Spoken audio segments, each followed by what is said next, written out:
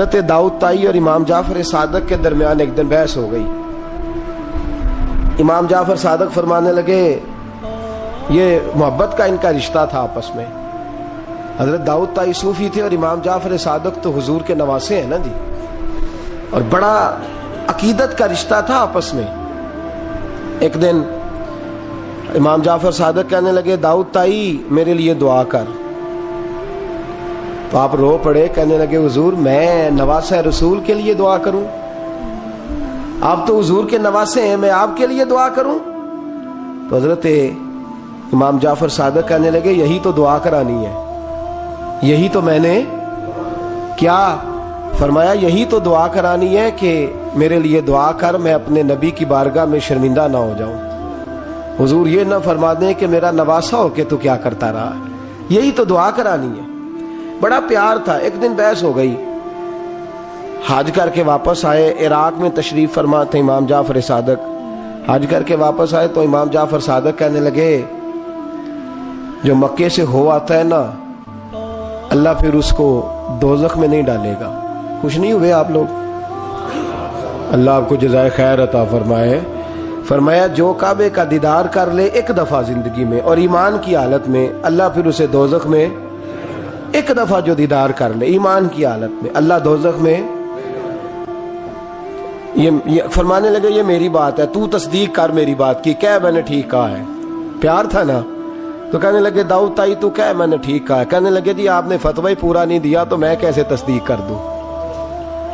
آپ نے پورا فتویٰ پوری بات کرے تو تصدیق کرا لیں. کہا پوری بات کیا ہے؟ فرمانے لگے جو خانہ کعبہ بیت اللہ کا دیدار کر لے اللہ دوزخ میں نہیں ڈالے گا, اور جو مدینے سے ہو آئے اللہ اسے جنت میں ضرور داخل فرمائے گا. صلی اللہ. تو آپ فرمانے لگے داؤد طائی میں نے تو مسئلہ بیان کیا اس لیے کہ جس نے ایمان کی حالت سے کعبہ دیکھ لیا تو اس کا اللہ پہ ایمان پختہ ہے, اور من قال لا الہ الا اللہ داخل الجنہ. اور تو نے یہ جو کہا ہے نا ضرور جنت میں داخل کرے گا مدینے دیکھنے والوں کو, تو بھی دلیل پیش کر. مکہ کا ایمان کے ساتھ دیکھنے والا تو میں نے حدیث پیش کر دی, تو دلیل دے. حضرت داؤد طائی بولے بڑی خوبصورت بات, اور خوبصورت لوگ ہی خوبصورت باتیں کرتے ہیں, خوبصورت لوگ ہی جی, ورنہ تو اللہ خیر کرے خوبصورت بات نکلتی نہیں لوگوں کے منہ سے, حرم میں بیٹھ کے بھی نہیں نکلتی. پتہ نہیں کیا سانپ سونگ جاتا ہے, کس قسم کی بولی بولنے لگتے ہیں. خوبصورت لوگ خوبصورت بات کرتے ہیں. حضرت داؤد طائی کہنے لگے میری دلیل یہ ہے کہ پورے مکے میں کہیں جنت تو نہیں نا, مکہ دیکھنے والے کو جنت ملتی ہے پر مکے میں جنت نہیں. فرمانے لگے مدینے میں تو جنت ہے نا, روضۃ من ریاض الجنہ ماں بین بیتی و منبری روضۃ من ریاض الجنہ. فرمایا میرے منبر اور میرے گھر کے درمیان جتنی جگہ ہے وہ. اور آپ فرمانے لگے حضرت امام جعفر صادق سے کہنے لگے حضور دیکھیں نا, اللہ فرماتا ہے جو جنت میں گیا ہم فیہا خالدون, پھر نکالا نہیں جائے گا. تو کہنے لگے میرا عقیدہ ہے جو 2 نفل بھی ریاض الجنت میں پڑھ لے اللہ اسے ضرور جنت میں داخل فرمائے, اس لیے کہ جو گیا وہ دوبارہ واپس. حضرت ادریس علیہ السلام کی دوستی ہو گئی رضوان سے. رضوان جنت کے فرشتے کا نام ہے جس کے پاس چابی ہے جنت کی, دروازے پہ بیٹھے ہوتے ہیں.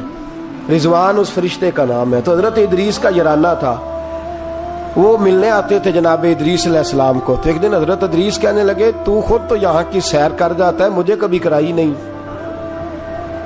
آپ بھی کر لیں. تو فرشتہ آپ کو جنت دکھانے لے گیا. جنت میں جا کے تو کہنے لگا حضور چلے. فرمانے لگے کدھر؟ کہنے لگا واپس. فرمانے لگے میں نے جانا ہی نہیں. اس نے کہا کیوں؟ فرمانے لگے اللہ فرماتا ہے ہم فیہا خالدون, جو جنت میں آئے گا نکالا نہیں جائے گا.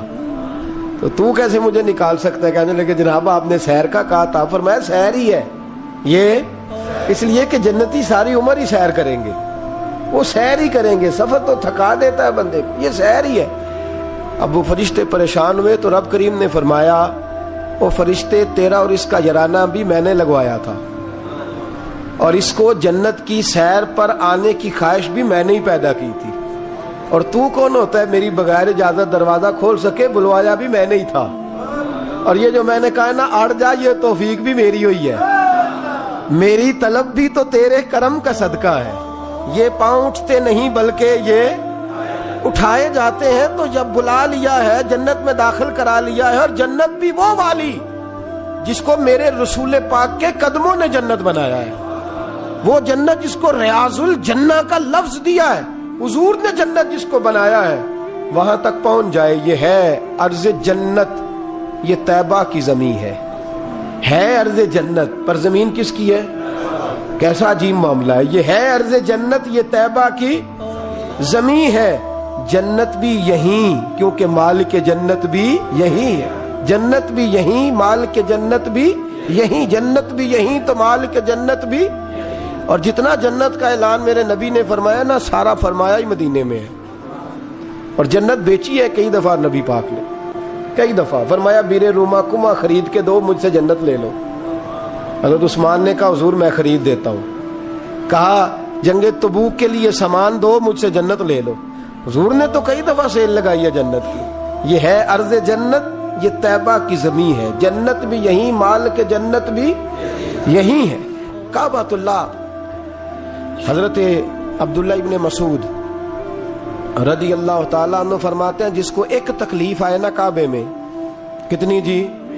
ایک کدی تے آئی جاندی ہے نا، میرے ورگے ہمیشہ دے تھکے بندے، ایک آدھ تکلیف تو بخار آ گیا، پیر میں درد ہونے لگ گیا، کوئی تکلیف تو آئی جاتی ہے۔ فرماتے ہیں ایک تکلیف اگر تجھے حرم مکہ میں آئی نا، ایک، تو اللہ تیرے 80,000 سال کے گناہ معاف فرما دے۔ کتنے؟ 80، 100 نہیں، میں نے سوچ سمجھ کے جملہ کہا ہے، 80۔ ایک تکلیف اگر تجھے کہاں بولے نا یار، کتنی؟ ایک، گناہ کتنے معاف؟ یہ کس نے کہا ہے؟ حضرت عبداللہ ابن مسعود نے۔ وعدہ کس کا ہے؟ اللہ کا۔ وعدہ کس کا ہے؟ اگر مدینے چلے جائیں تو میرے نبی پاک صلی اللہ علیہ وسلم کو پتا تھا لوگ میرے غلاموں کو دھکے بھی ماریں گے، مجنون اور پاگل بھی کہیں گے، ان کو بری نظروں سے بھی دیکھیں گے، کہیں گے یہ تو ہے ہی پاگل، بڑا کچھ ہوگا۔ واہ محبوب تیرے انداز میزبانی پہ قربان جائیں، کیسا بندوبست فرمایا، کیا انداز اختیار فرمایا۔ فرمایا تم میں سے جو کوئی مدینے آیا وہ میرا مہمان ہے۔ کوئی مدینے مکے میں ایک تکلیف پہنچی تو 80,000 سال کے، اور یہاں مدینے میں واہ کیا جود و کرم ہے شاہ بطحہ تیرا۔ واہ دیکھیں اعلیٰ حضرت لفظ کیا کہتے، واہ کیا جود و کرم ہے شاہ بطحہ تیرا، نہیں سنتا ہی نہیں دیکھیں ترکیب اعلیٰ حضرت کی، ایسے جملے درد ہو تو نکل، نہیں سنتا ہی نہیں مانگنے والا تیرا، اور کہتے ہیں تیرے قدموں میں رہوں غیر کی ٹھوکر پہ نہ ڈال، جھڑکیاں کھاؤں کہاں چھوڑ کے صدقہ تیرا، اور تیرے قدموں میں جو ہے غیر کا منہ کیا دیکھے، پھر کون نظروں پہ چڑھے دیکھ کے طلبہ تیرا، دیکھ کے جلوہ نہیں۔ اعلیٰ حضرت کا انداز کوئی اعلیٰ مزاج لوگ ہی سمجھتے ہیں، جلوہ نہیں جی، کہتے ہیں جس نے میرے مصطفیٰ کے قدم کا تلوہ دیکھ لیا اس کی نظر پہ کوئی نہیں چڑھتا، تو جس نے جلوہ دیکھ لیا صلی اللہ ہو، کون نظروں پہ چڑھے دیکھ کے تلوہ تیرا، قدم دیکھ لے تو نظر پہ کوئی نہیں چڑھتا، تو جو سیدنا صدیق اکبر کی طرح مولا علی کی طرح جلوہ ہی دیکھ لے۔ اب میری نگاہوں میں جچتا نہیں کوئی، جیسے میرے محبوب ہیں ایسے میرے رسول کریم صلی اللہ علیہ وسلم نے فرمایا جو حرم مدینہ میں آئے اور اسے کوئی تکلیف پہنچے، اس پر کوئی آزمائش آئے، اسے پریشان کیا جائے، اسے یہاں کوئی دکھ پہنچے، تو میرے حبیب نے فرمایا وہ میرا مہمان ہے، وہ صبر کرے۔ یا رسول اللہ کیا ملے گا؟ فرمایا تم مدینے کی تکلیفوں پہ صبر کرنا، میں قیامت کے دن اللہ کی بارگاہ میں تمہاری سفارش کروں گا، میں رب کی بارگاہ میں تمہاری سفارش کروں گا۔ مکہ مکرمہ میں تکلیف پہنچی تو گناہ معاف ہے، اور یہاں تکلیف پہنچی تو حضور کی سفارش۔ اور پھر دیکھیے نیکی کا انداز دیکھیے، مکہ مکرمہ میں کوئی ایک نیکی کرے تو 1,00,000 کا ثواب ہے، ایک نماز پڑھو تو کتنے کا؟ ہم نے کبھی سوچا بھی نہیں ہوگا کہ 1,00,000 نفل پڑھیں گے۔ ایک طواف کرو تو کتنے طواف کا ثواب؟ ایک بار ایک دفعہ سبحان اللہ پڑھو تو کتنی کا ثواب ہوا؟ 1,00,000 کا ثواب. اور اگر کوئی حج کرنے جائے تو ثواب ڈبل ہو جاتا ہے. اور اگر کوئی رمضان شریف کے مہینے میں جائے تو 1,00,000 کو 70,000 سے ضرب دینی پڑ جاتی ہے. 1,00,000 کو اگر رمضان شریف میں جائے تو یہاں آپ کیلکولیٹر نہ نکال لیجئے گا، اگلی تقریر نہ رہ جائے. 70 کو 1,00,000 سے ضرب دینی پڑتی ہے. یہ نیکیاں ہیں جو اللہ پاک حرم مکہ میں جانے والے کو عطا فرماتا ہے. میری سمجھ میں صرف اتنی بات آتی ہے کہ وہ جو امتیں کرتی رہی ہیں نا، 1000 سال عبادت، 1000 سال انہوں نے عبادت کی ہے، تو امت مسلمہ کو اللہ نے درجہ تو اونچا ہی دینا ہے نا. کنتم خیر امت جوبا، درجہ چونکہ اونچا دینا ہے تو اللہ پاک نے یہ بہانے بنا دیے. شب قدر ہے، شب برات ہے، یہ اللہ پاک نے بہانے بنا دیے ہیں. مالک کریم نے یہ بہانے بنائے ہیں. فرمایا تم بھی شب برات میں، شب قدر میں مسجد آ جاؤ، یا اللہ تمہیں موقع دے تو حرم مکہ اور مدینہ آ جاؤ. میں تمہاری ایک ایک نیکی پر اتنا زیادہ ثواب دوں گا کہ تم پچھلی امتوں سے آگے نکل جاؤ گے.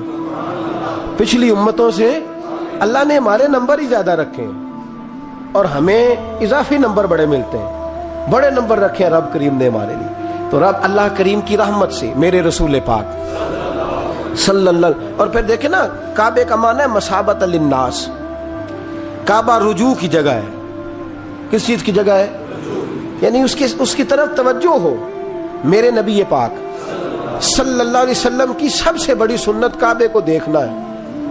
حضور بیٹھ جاتے تھے اور کعبے کے سامنے بیٹھتے تھے. جب بھی حرم میں بیٹھ تو دیر تک دیکھتے تھے. کچھ لوگ لالچ کرتے ہیں، نیکی کا کرنا چاہیے، اچھا لالچ ہے کہ میں طواف زیادہ کر لوں، عمرہ زیادہ کر لوں، بڑی اچھی بات ہے. لیکن رسول کریم صلی اللہ علیہ وسلم کی جو سنت سب سے زیادہ مضبوط ہے وہ ہے بیٹھ کے کعبے کا.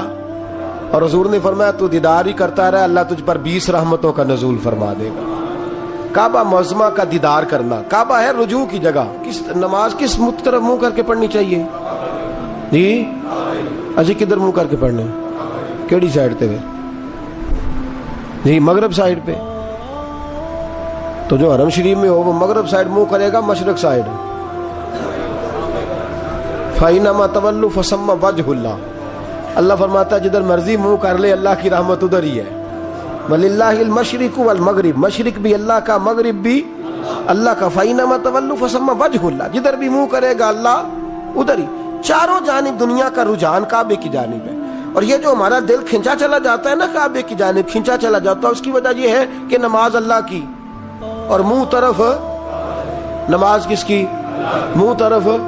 تو ساری زندگی کہتے رہے تو پھر طبیعت تو کھینچے گی نا، کعبے کی طرف کھینچے گی. میرے محبوب کریم صلی اللہ علیہ وسلم کے لفظ بڑے حسین ہیں. محبوب کریم صلی اللہ علیہ وسلم نے فرمایا تو حج اور عمرہ کرنے آئے تو یہ نہ سمجھ میں حاجی یا معتمر ہوں. الحاج والمعتمر وفد اللہ. حج عمرہ کرنے والا اللہ کی جماعت ہے. یہ کس کا گروپ ہے؟ یہ کس کا گروہ ہے؟ اللہ. یہ اللہ کا گروہ ہے. اللہ ان کی میزبانی فرماتا ہے، اللہ ان کو انعامات سے نوازتا ہے. رب کریم اپنے گھر بلاتا ہی اس کو ہے جس کو اللہ نے درگزر کرنا ہو، جس کو اللہ نے معاف کرنا ہو، جس کو اللہ نے بخش دینا ہو. بڑے. اور پھر میاں صاحب رحمۃ اللہ علیہ کا ایک شعر تھا. میں ذرا پریکٹیکل دیکھتا ہوں چیزوں کو، کوشش کرتا ہوں کہ دیکھا جائے. تھوڑا سا نوجوان نسل ہماری تھوڑی سی کہتی ہے ہمیں عقلی طور پہ بھی سمجھاؤ. تو میں فیلڈ کا آدمی ہوں تو تھوڑا مجھے پالا پڑتا ہے، سوالوں کے جواب دینے ہوتے ہیں تو میں ہر چیز کو اس کے اصل نقطہ نظر سے دیکھتا ہوں. تو میاں صاحب کا ایک فقرہ تھا، دوسرے والے کی تو سمجھ آتی تھی، پہلے والے کی نہیں آتی تھی. مشہور بڑا تھا، رحمت دا دریا الہی. آتا ہے نا آپ سب کو؟ مینو نہ سناؤ تو وکری گل ہے، ویسے آتا ہے. رحمت کا دریا الہی تے جے ایک قطرہ. وہ جے ایک قطرے والی تو سمجھ میں بات آتی تھی، لیکن وہ جڑا ہر دم وگدا ہے وہ ظاہری آنکھوں سے نظر، کئی دفعہ ہمیں نظر، صاحب نظر لوگوں کو آتا ہے، باطن میں تو نظر آتا ہے، محسوس ہوتا ہے، لیکن ظاہر نظر یہ کسی نے دیکھنا ہو تو مکے مدینے جا کے نظر آتا ہے. رحمت دا دریا الہی ہر دم، ایک دم نہیں، ہر مدینے کی جس گلی پہ نظر کریں نا آپ ریلا ہی آ رہا ہے. مکے کی جس گلی پہ نظر کریں، وہ یہاں ایک جھوٹ بولتے ہیں ہمارے سیاستدان، کہتے ہیں یہ ٹھاٹھے مارتا سمندر، حالانکہ وہ نہر بھی نہیں ہوتی لوگوں کی. ٹھاٹھے مارتا سمندر، پتہ نہیں کدھر ٹھاٹھے لگ رہی ہے، اللہ ہی جانتا ہے. اور جو بھی شروع کرتا ہے بات یہیں سے حرم شریف جا کے پتہ چلتا ہے ٹھاٹھے مارتا سمندر کس کو کہتے. رحمت دا دریا الہی ہر دم ہی وگدا تیرا تے جے ایک قطرہ بخشے مینوں کام. فرمایا یہ تو نیکی نہیں کہ منہ مشرق کی جانب کرو یا مغرب کی جانب کرو. تو یا اللہ نیکی کیا ہے؟ فرمایا نیکی وَلَٰكِنَّ الْبِرَّ مَنْ آمَنَ بِاللَّهِ وَالْيَوْمِ الْآخِرِ. فرمایا نیکی تو یہ ہے کہ اللہ اور آخرت پر ایمان لاؤ. نیکی ایمان کا نام ہے. پھر فرمایا فرشتوں پر، کتابوں پر، نبیوں پر ایمان لاؤ اور اپنا مال خرچ کرو اللہ کی محبت میں، رشتہ داروں پر، یتیموں پر، مسکینوں پر، مسافروں پر، مانگنے والوں پر، غلام آزاد کرانے کے لیے. اور فرمایا نیکی تو یہ ہے کہ نماز قائم کرو، زکوٰۃ ادا کرو، اپنے وعدے پورے کرو جب تم وعدہ کر لیتے ہو، اور جب تمہیں کوئی مصیبت پہنچے اس پر صبر کرو. فرمایا اولئک الذین صدقوا، یہ وہ لوگ ہیں جو نیکی کے دعوے میں سچے ہیں، جو ایمان بھی لائیں، خرچ بھی کریں، مصیبت پر صبر بھی کریں. یہ وہ لوگ ہیں جو ایمان کے دعوے میں سچے ہیں. وَأُولَٰئِكَ هُمُ الْمُتَّقُونَ، اور یہ وہ لوگ ہیں جو پرہیزگار ہیں اللہ سے. آگے یہ آیت جس میں اللہ نے قصاص کا حکم دیا ہے، بدلہ لینے کا. یہ حکم اسٹیٹ کے لیے ہے، حکمرانوں کے لیے. فرمایا کہ جب کوئی شخص کسی کے ساتھ کوئی ظلم کرے تو پھر اس کا بدلہ لو. تو کس طرح بدلہ لینا ہے؟ فرمایا الحر بالحر والعبد بالعبد والانثى بالانثى، آزاد کے بدلے آزاد، غلام کے بدلے غلام، عورت کے بدلے عورت. ہاں اگر کوئی وارث معاف کر دے تو بات الگ ہے، ورنہ بدلہ لو. اور قرآن مجید نے یہاں ارشاد فرمایا کہ اگر تم بدلہ لوگے تو زندگی ملے گی، تمہیں زندگی ملے گی. اگر حکمران مجرموں کو سزا دیں گے تو باقی لوگوں کی زندگی محفوظ رہے گی، بچے گی. حکم دیا گیا یہاں کہ بدلہ لیا جائے. پھر جب ہم 6 سے 7ویں رکوع کی طرف چلتے ہیں تو اس میں اللہ نے روزے کا حکم دیا، رمضان کی فضیلت بیان کی، اور ارشاد فرمایا گیا کہ جو روزہ نہ رکھ سکے وہ فدیۃ طعام مسکین، جو تو مریض ہو، بیمار ہو، وہ تو اتنے روزے جو ہے وہ اگلے دنوں میں رکھ لے. اور آگے جا کے یہ بھی بتایا گیا کہ جو زیادہ ہی بیمار ہو پھر وہ ایک مسکین کا فدیہ دے دے، کھانا دے دے. پھر اسی آیہ کریمہ میں رب کریم نے فرمایا اگر تم مجھ سے دعا مانگو گے اسی رکوع میں تو فرمایا میں تمہاری دعاؤں کو بھی ضرور قبول کروں گا. پھر اسی میں بتایا گیا کہ رات کے وقت تمہیں کھانے کی بھی اجازت ہے اور عمل زوجیت کی بھی تمہیں اجازت دی جاتی ہے.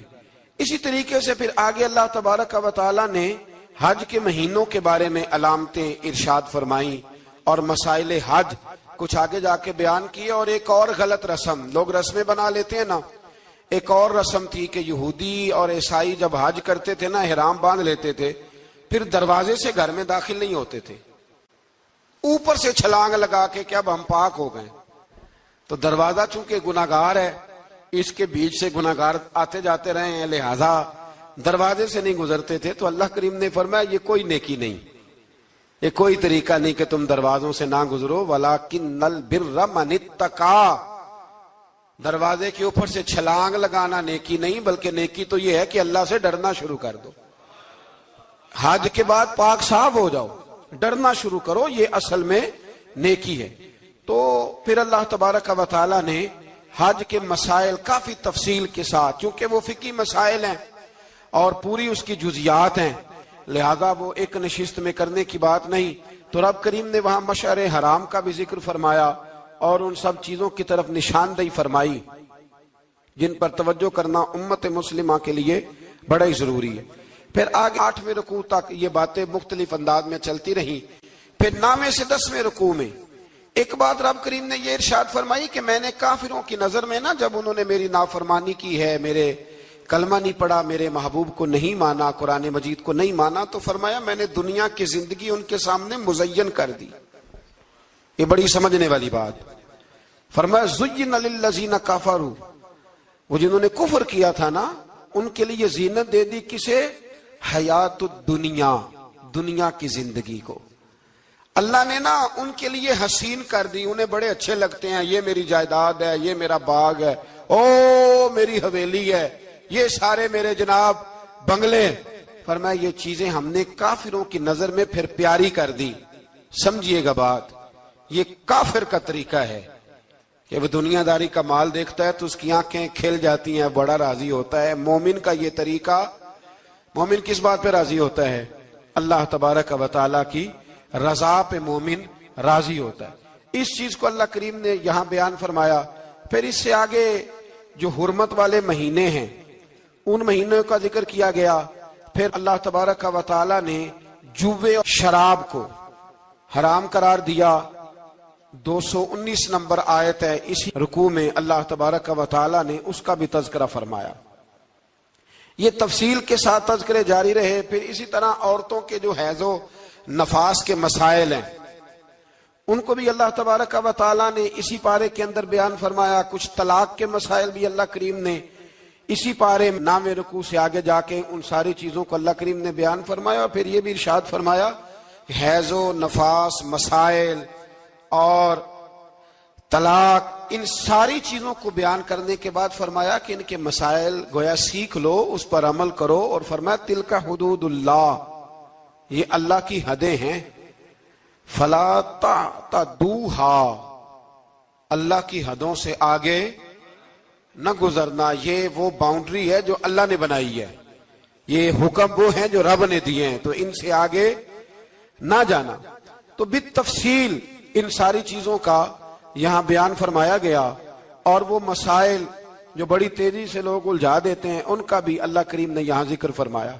بیچ میں کچھ آیات ایسی ہیں جو زیادہ توجہ کے قابل ہیں اور ہماری روزمرہ کی زندگی میں ہمیں ان کی بڑی اشد ضرورت ہے, جو اگرچہ مسائل فقہ تو نہیں لیکن ضرورت کے لحاظ سے, روزمرہ کے اخلاقی رویوں کے لحاظ سے اس کی بڑی ضرورت ہے. ان چند آیات کا بھی ہم نے انتخاب کیا, انشاءاللہ اس پر بھی کچھ بات کرتا ہوں.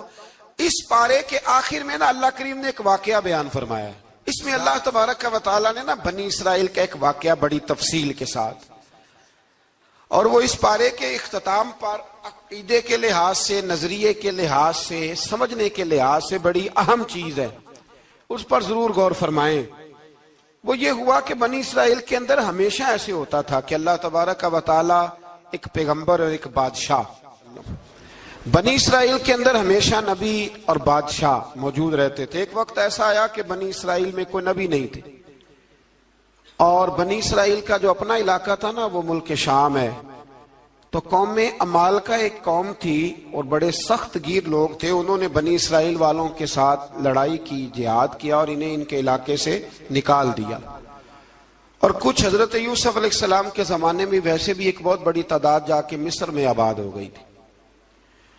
اب یہ ہوا کہ ان کے پاس کوئی بادشاہ نہیں ہے, یہ بار بار دعا کرتے ہیں, التجا کرتے ہیں. تو اللہ تعالیٰ نے ایک پیغمبر انہیں عطا کیے جن کے مختلف نام کتابوں میں ہیں. صدر الافاضل رحمۃ اللہ علیہ نے تفسیر خزائن العرفان کے اندر ان کا نام حضرت شمویل علیہ السلام لکھا ہے. حضرت شمویل علیہ السلام کو اللہ تعالیٰ نے نبوت عطا فرمائی, اور جب حضرت شمویل علیہ السلام اللہ کے نبی ہوئے, بنی اسرائیل والوں کو یقین آیا کہ اللہ نے الحمدللہ ہمیں ایک نبی کے جھنڈے تلے جمع کر دیا ہے, تو پھر انہوں نے کہا کہ آپ ہمارے سامنے ایک بادشاہ بھی مقرر کریں تاکہ ہم اس کی سرپرستی میں جہاد کریں. جب انہوں نے یہ بات کی تو اللہ تبارک و تعالیٰ نے حضرت شمویل علیہ السلام کے ذمے لگایا.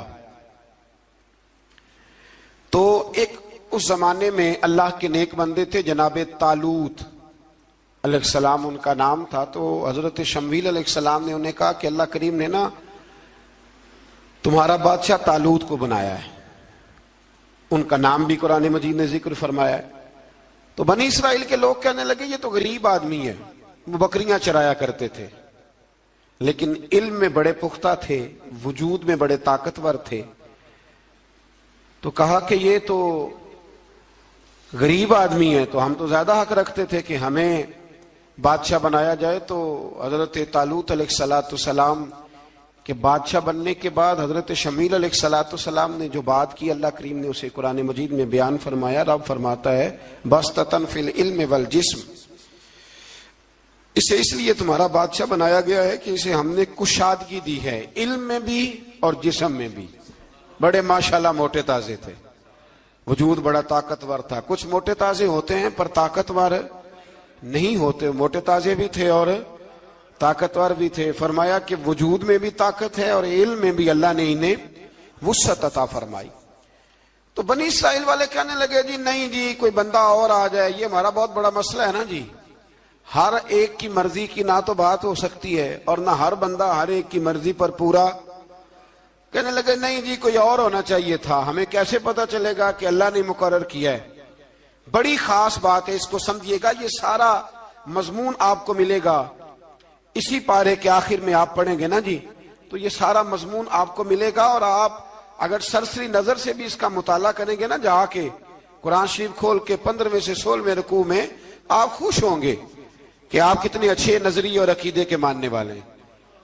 तो जब कहा ना कि तालूत को हमारा बादशाह बनाया गया तो दलील क्या है, तो कुरान कहता है कि हजरत शमूएल अलैहिस्सलाम ने फरमाया कि तुम्हारा एक ताबूत था, एक संदूक था तुम्हारे पास, वो संदूक तुम्हारा कौमे उमाल का उठा के ले गई थी।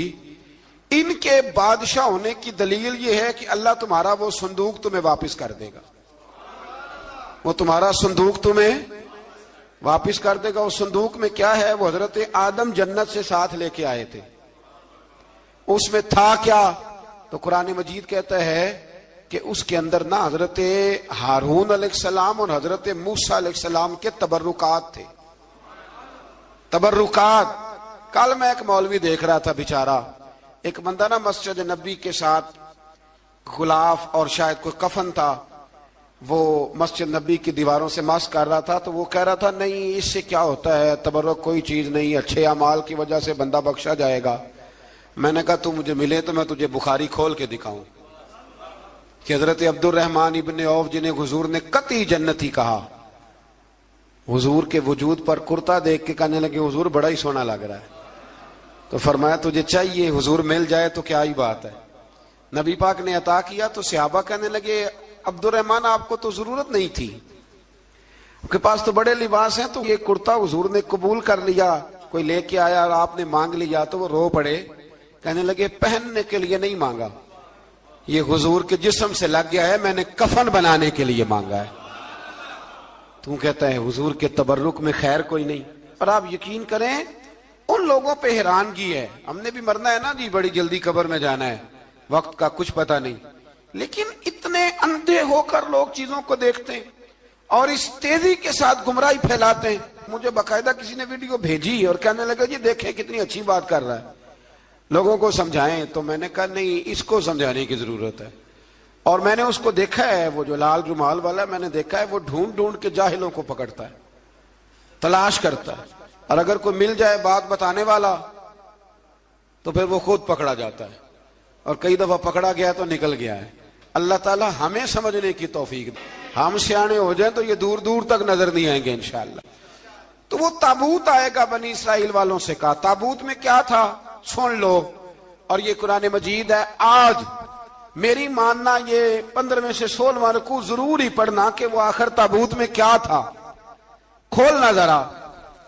कुरान मजीद कहता है कि हजरत मूसा अलैहिस्सलाम और हजरत हारून के तबर्रुक थे। तो तबर्रुक क्या थे, तमाम मुफस्सिरीन ने लिखा है कि हजरत मूसा का एक कुर्ता था, एक डंडा था, जूते थे, और जनाब हारून अलैहिस्सलाम का इमामा शरीफ था, और तौरात की कुछ तख्तियां थी। तो उसका फायदा क्या था, उस ताबूत का फायदा यह था कि बनी इसराइल वाले जब अपने दुश्मनों से लड़ते थे, ताबूत सामने रख के दुआ मांगते थे, अल्लाह इन्हें कामयाबी अता कर देता था। तो कौमे मालकों को भी पता चल गया कि संदूक में कुछ है जिसकी वजह से ये कामयाब हो जाते। वो संदूक उठा के ले गए।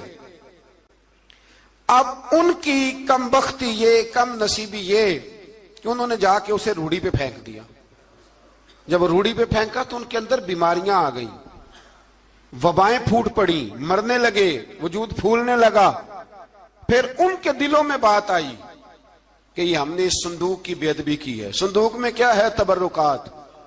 हमें कहते हैं जी नालैन का नक्शा क्यों लगाया है, तो हमारे तो बुजुर्गों का कीदा है सर पे रखने को मिल जाए अगर नक्शे नाले पाके हुजूर, तो फिर कहेंगे कि हाँ ताजदार हम भी हैं।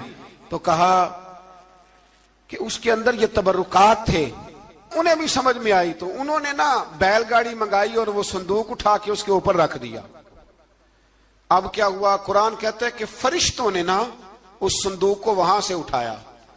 مفسرین نے لکھا اس کا معنی یہ بھی ہو سکتا ہے کہ اس بیل گاڑی کو ڈائریکشن پہ لگایا.